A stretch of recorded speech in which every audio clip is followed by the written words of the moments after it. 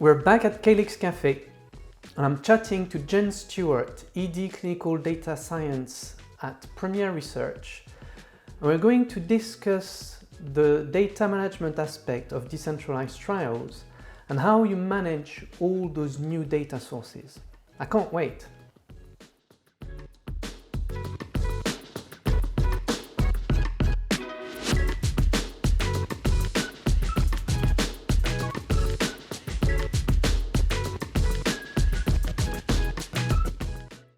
Hello and welcome back to Calyx Cafe. Today I am welcoming Jen Stewart from Premier Research in the cafe. Hi Jen, how are you? Hi, good. Thanks so much for having me in the cafe this morning. No, thank you for joining us. It's very nice. So what are you drinking today? I have some nice vanilla chai tea. When it gets a little bit cooler outside, I prefer to go with hot tea. And it smells wonderful, so it's making the room smell good too. Nice, nice. Next time we'll have to do it face to face so we can share the smell as well then. Yes, sir. So why don't you tell us a bit more about you and how you got in the clinical trial industry? Sure, of course. So actually happened upon the clinical trial industry. I think that's true for many people. I was at university doing an internship. I was working alongside a physical therapist who was doing research on spinal cord injury and stroke patients.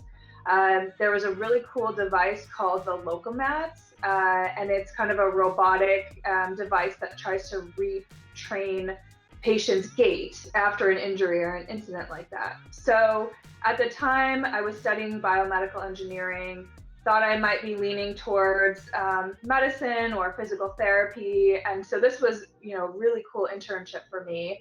And as it turned out, I realized how important the data was. And, also just in general, that clinical research was such an important part of the medical field.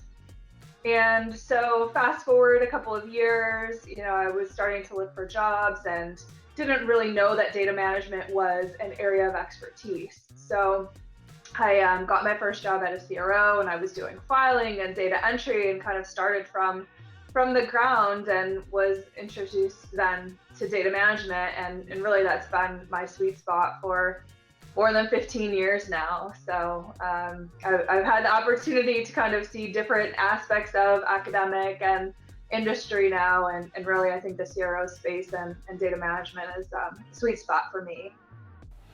There's so many people who come to Calyx Cafe and first of all, who got in the industry by mistake, I would say, but also who are in a job that they didn't know anything about when they joined the industry. So I find that very intriguing and amusing in a way.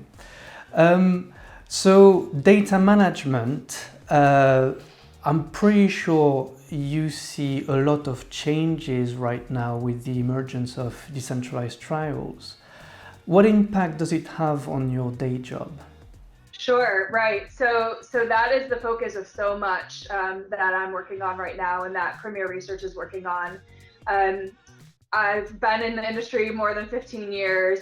It's always kept me on my toes with the emergence of technology.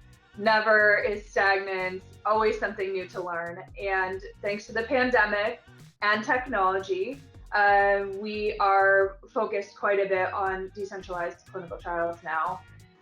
Specifically, data at the core of a clinical trial. Our product, we're providing services to our clients, but our product, really our output, is that data. We need to make sure that we're getting that information from whatever the source is, that it has integrity, that we're doing it efficiently so that we can deliver that to our clients and they can continue to move along in their research process, eventually deliver products to patients. So the fact that we needed to figure out how to reach patients in a different way, how to get around the fact that for a while physical, brick and mortar sites were closed or getting to them, traveling was limited. That really has kind of sprung this concept forward. So the idea now is to figure out for each unique trial how to approach that particular configuration or the logistics associated. It's not one size fits all. Clinical trials really never were one size fits all, but now we're seeing even more variability in essentially trying to capture data from a source in a different way maybe than we would have at the traditional brick and mortar site. Yeah, so you're moving, if I understand well, you're moving from getting data mainly from sites to getting data from a lot of different sources. So how do you manage this shift actually, and how do you work with new data sources? Sure, yeah. So you're absolutely right. And research has shown that more and more of our endpoints in research are coming from sources other than the traditional CRF, eCRF, what the site is transcribing from a source document. There has been some precedent set. Using a patient diary, for example, is not a new concept, but the technology and the ability to integrate data sources or have data sources that are connected, right? Technology or software that bridges different products together is making it a little bit easier and a little bit more efficient. But there are so many different sources of data available, right? Think about your phone applications linked to an Apple Watch or a wearable. There are milliseconds worth of data points, right? Hundreds of thousands, millions probably of data points. And so not only are we trying to figure out how to get to that data, what's the easiest way to get to that data? How do we train the patients on, being compliant with keeping the device on, keeping it charged, whatever the schedule is.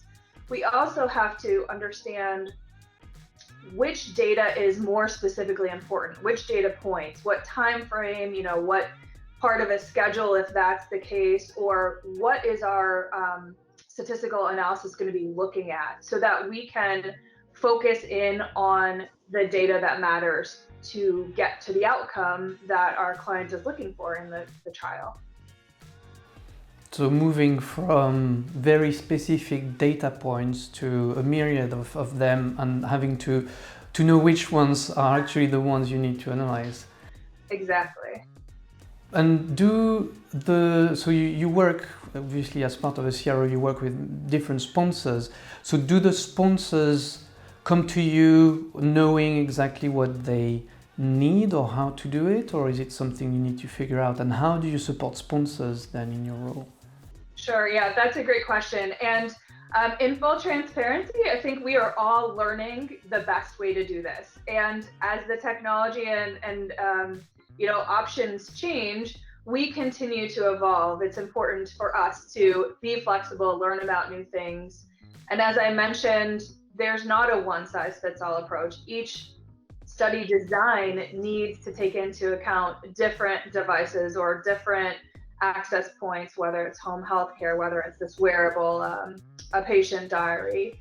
And at Premier Research, we call ourselves Built for Biotech. We are a now 2,000 or so person company. We're not a large CRO. We cater best to clients who come to us looking for some consultation, looking for some advice.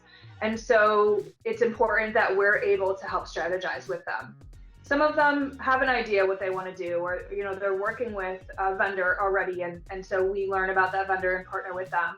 Others really say, here's the outcome we're looking for, what's the best way to approach this? And then we can talk through what might require a site visit versus telehealth, or a nurse going to the home to collect vitals and a lab draw, or a wearable, or a diary, right? So it is one of our areas of specialty. We are totally continuing to learn and open to the new, what evolves over the course of time.